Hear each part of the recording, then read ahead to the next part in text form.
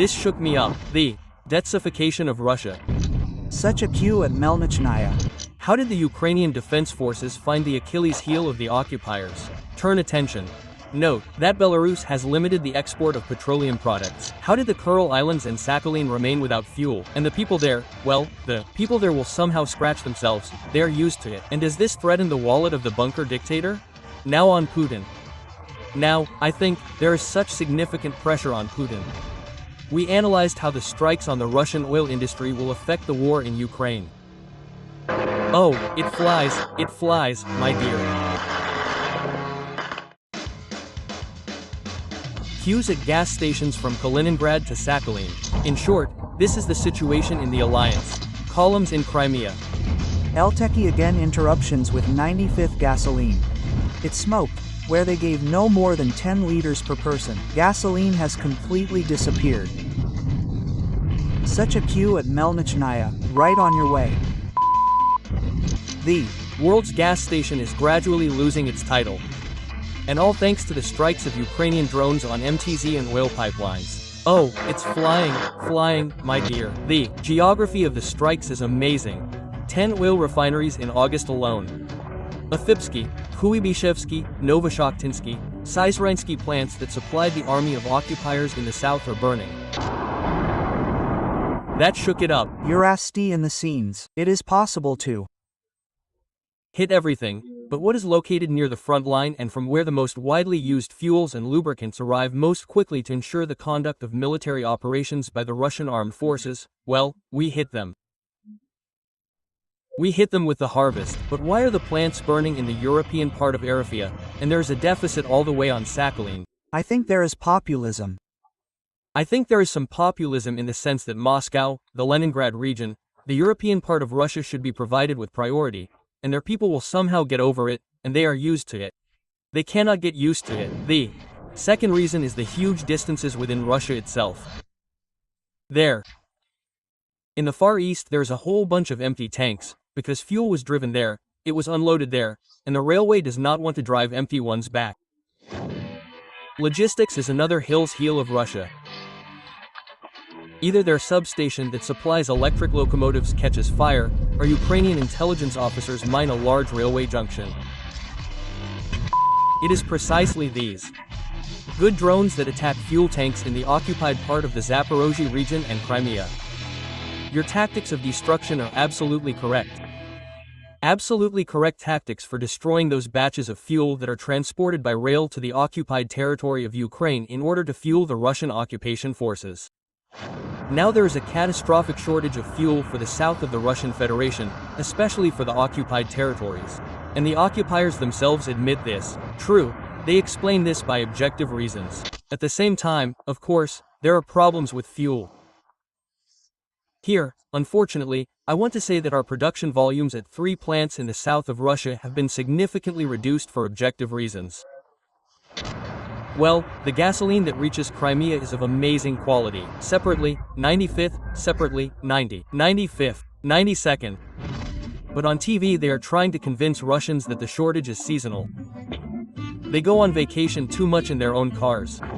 Plus the harvest season and, of course, repairs at oil refineries, sometimes planned and sometimes not. And when some refineries go for unscheduled repairs, it turns out that we have a certain risk of a deficit, even a physical one. Not in vain, the government has now banned gasoline exports. The Kremlin does not see any problems with fuel. They say everything is fine with them. The fuel market is fully supplied. There are price fluctuations for various reasons, but you know that the government is taking energetic measures to ensure that the price level for energy and gasoline remains in a stable zone. But the prices at gas stations speak for themselves that the Kremlin is lying. 6,350 95th. Are they there at all or still can't get enough to drink? The cost of 95th has already reached more than 65 rubles per liter, and this is almost twice as much as it cost at the beginning of the year. And we said, well, yes, an acceptable price, because we are an oil country, and now here it costs, excuse me, 80 cents.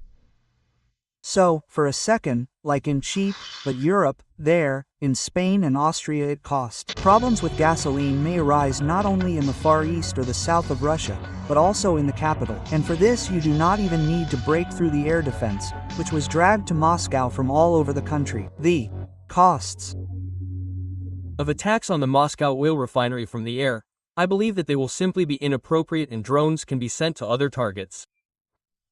Maybe they will be directed at others. It is difficult to hit the oil refinery. We are hitting logistics in the defense forces of Ukraine. Oil pumping stations, which are compact oil pumping stations, but pump huge volumes. They are easy to disable, and we are already seeing this. A striking example, the Ryazan-Moscow main oil pipeline has been hit. It is a key source of fuel for this region. And, as a result, the baton of gasoline shortage is being taken up by the capital of Russia.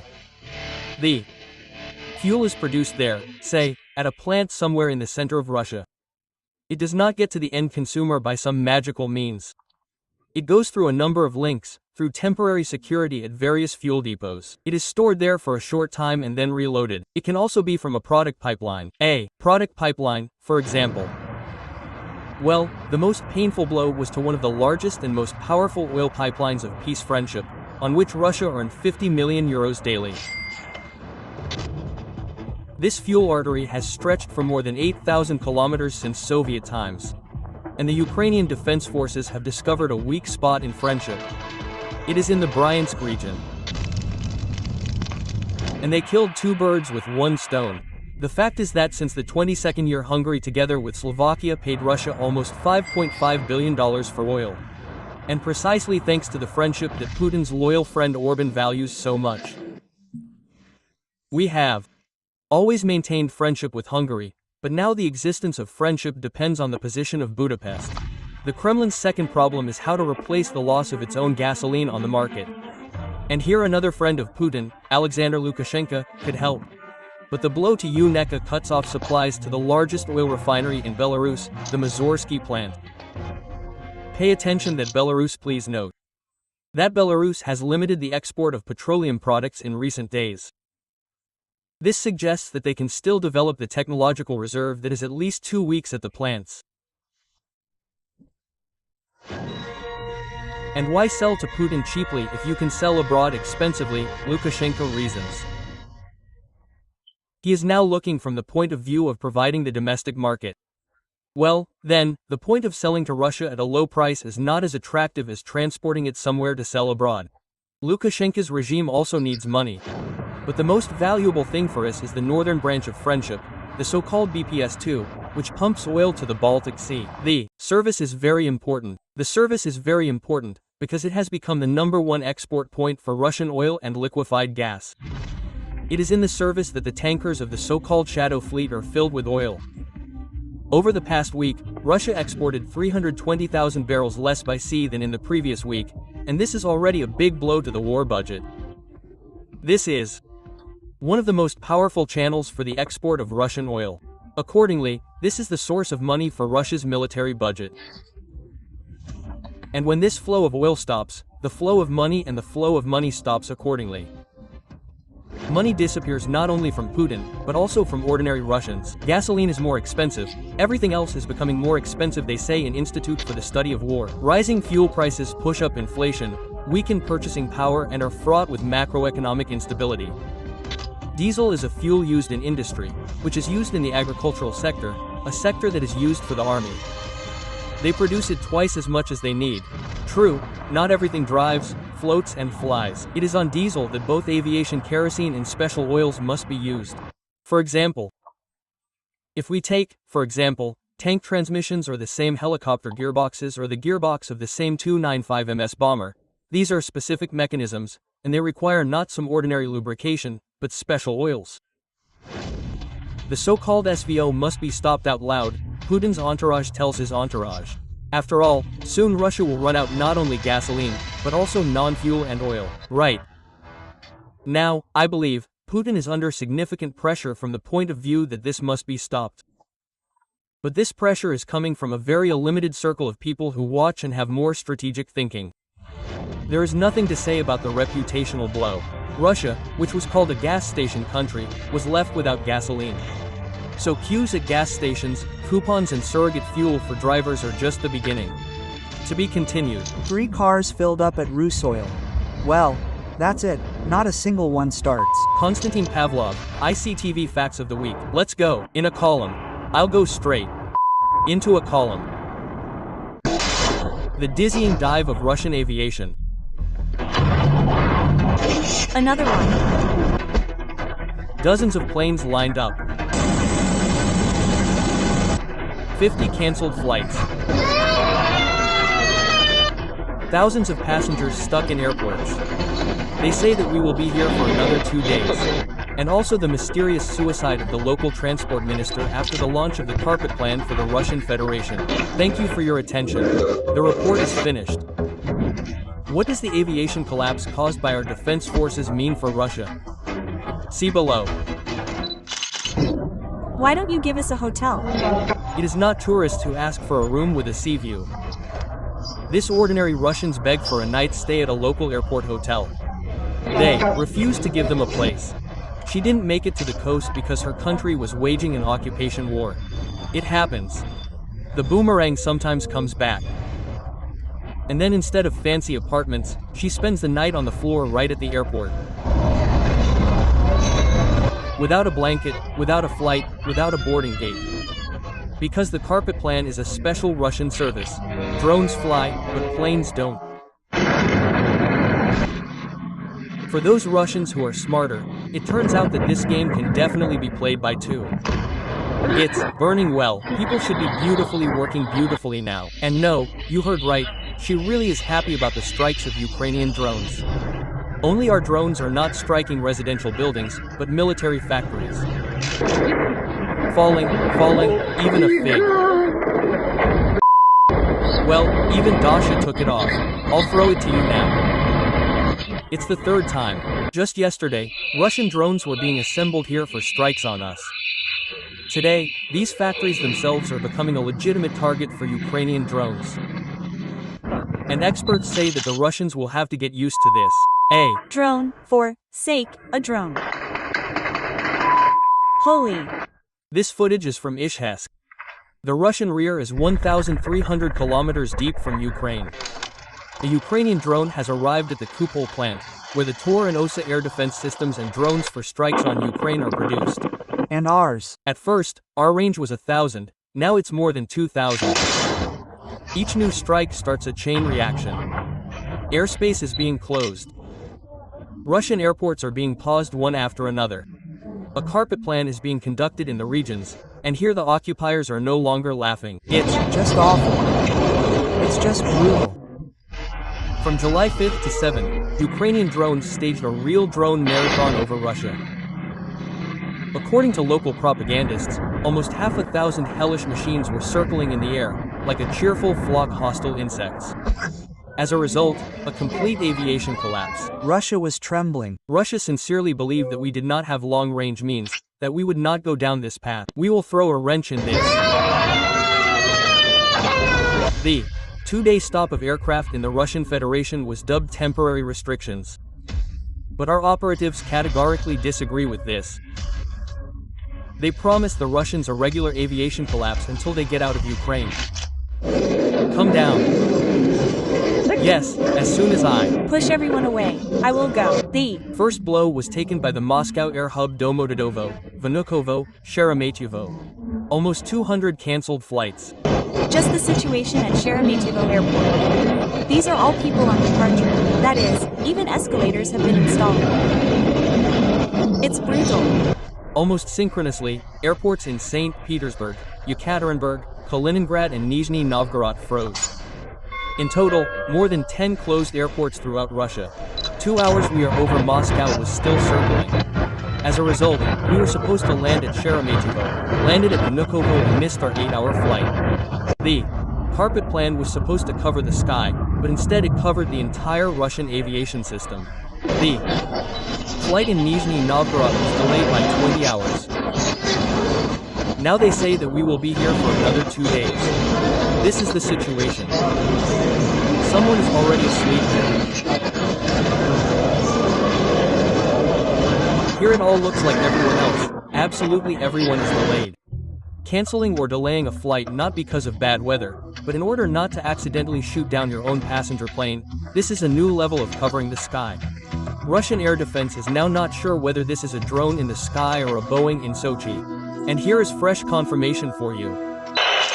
I repeat, the air defense is firing at a civilian aircraft. This is not a target.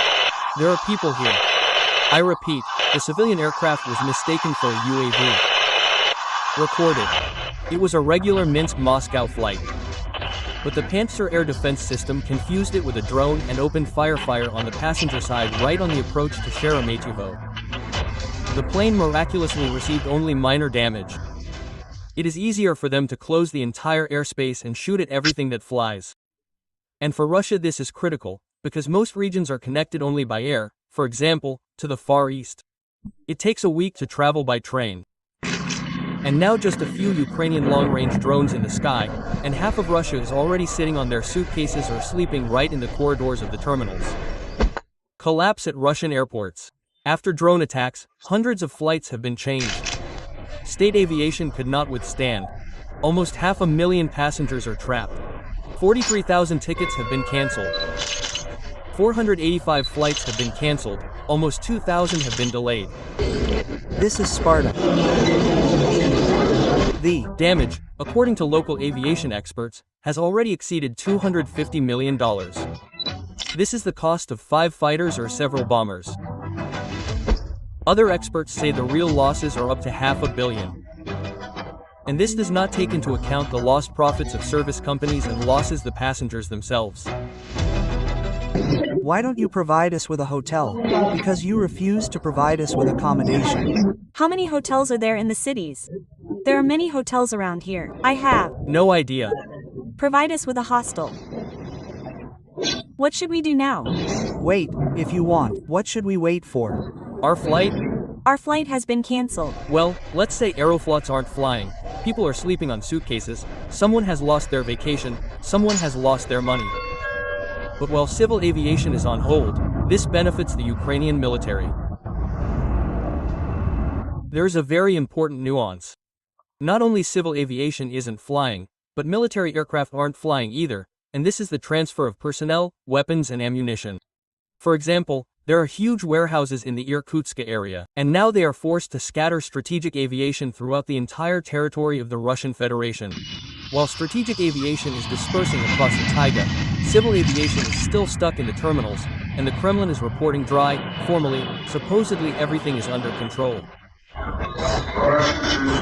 Over the past 24 hours, we have had a large number of delayed flights due to weather and announcement of the danger of attack by unmanned aerial vehicles.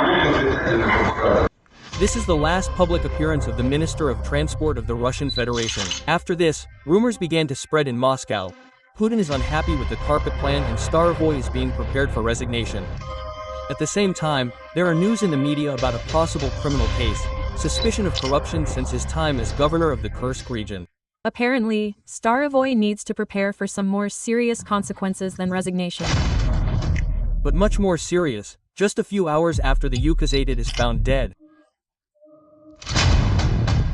Against this background, it became known that Putin signed a decree on the dismissal of Stravoid, who just committed suicide today. The official version of suicide from a Glock pistol. His body was found in a parking lot in Odintsovo near Moscow. The same pistol was nearby. Starovoy's life. The murder of Starovoy was most likely disguised as a suicide by Russian special services. This is a clear example of how the state is structured system in Russia.